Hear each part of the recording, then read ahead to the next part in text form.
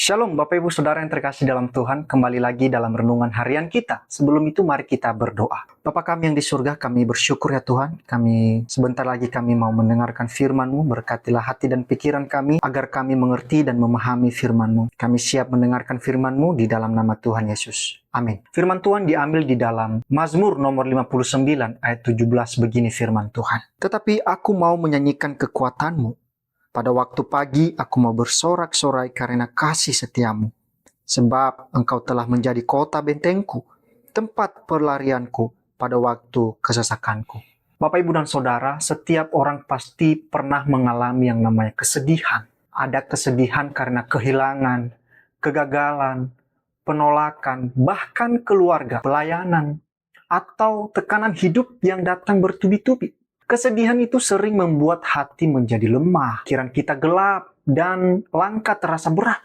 Bahkan terkadang kita bertanya, Tuhan, sampai kapan? Namun firman Tuhan hari ini mengajarkan bahwa kesedihan tidak harus menjadi pakaian yang terus kita kenakan.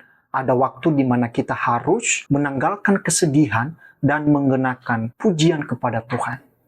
Daud menunjukkan bahwa sekalipun malamnya penuh tekanan, pagi hari tetap ada sorak kemenangan di dalam Tuhan. Kalau kita melihat Mazmur nomor 59 ini ditulis Daud sendiri ketika Saul mengirim orang-orang untuk mengawasi rumahnya dan membunuh dia. Ditulis di dalam 1 Samuel 19.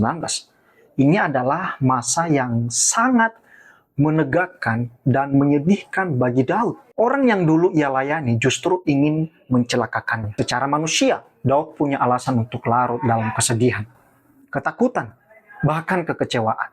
Tetapi di ayat 17 Bapak Ibu, Daud memilih respons yang berbeda. Ia tidak fokus pada ancaman, melainkan pada kekuatan dan kasih setia Tuhan. Ia menjadikan Tuhan sebagai benteng dan tempat perlindungan di tengah kesesakannya. Saudara, menanggalkan kesedihan bukan berarti kita berpura-pura tidak sedih. Tetapi kita memilih untuk tidak tinggal di dalam kesedihan terlalu lama. Daud mengajarkan jalan keluar dari hati yang sedih adalah mengarahkan fokus kepada Tuhan. Ketika hati kita dipenuhi luka, Tuhan ingin kita datang kepadanya. Sebab dia adalah benteng yang aman. Begitu juga dalam kehidupan kita. Mungkin ada yang sedang sedih karena ekonomi, dalam rumah tangga, dalam pelayanan, atau masa depan, atau pergumulan pribadi. Saudara, hari ini Tuhan mengajak kita untuk menanggalkan jubah duka cita dengan jubah pujian. Marilah mulai pagi hari dengan doa, ucapan syukur, dan penyembahan. Sekalipun keadaan belum berubah, saat kita memuji Tuhan, hati yang berat itu mulai diangkat, jiwa yang letih dikuatkan, dan iman kembali diteguhkan. Kesedihan tidak hilang karena masalah selesai Bapak Ibu, tetapi karena hadirat Tuhan memenuhi hati kita. Kita tahu bahwa pusat dari kemenangan atas kesedihan adalah Yesus Kristus. Yesus memahami kesedihan manusia. Bahkan Alkitab menyebut dia sebagai seorang yang penuh kesengsaraan dan biasa menderita kesakitan. Di mana Yesaya 53 ayat 3 dikatakan demikian.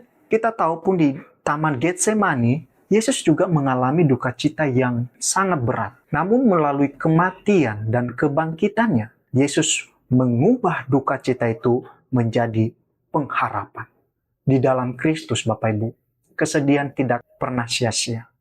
Dia sanggup mengganti air mata dengan sukacita, ratapan dengan tarian, dan keputusasaan dengan pengharapan baru. Oleh sebab itu kita jemaat yang dikasihi Tuhan, hari ini mungkin hati kita sedang dibalut kesedihan. Tetapi firman Tuhan hari ini mengingatkan kita, jangan tinggal dalam kesedihan itu. Datanglah kepada benteng kita, yaitu Tuhan.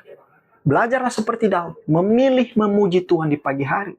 Saat kita juga menanggalkan kesedihan dan mengenakan pujian, Tuhan akan memberi kita kekuatan baru. Amin firman Tuhan, mari kita berdoa. Bapa kami yang di surga, kami telah selesai mendengarkan firman-Mu. Biarlah firman-Mu tinggal dalam hati kami dan kami melakukannya dalam setiap kehidupan kami. Terpujilah Engkau ya Tuhan, hanya di dalam nama Tuhan Yesus kami berdoa mengucap syukur. Amin.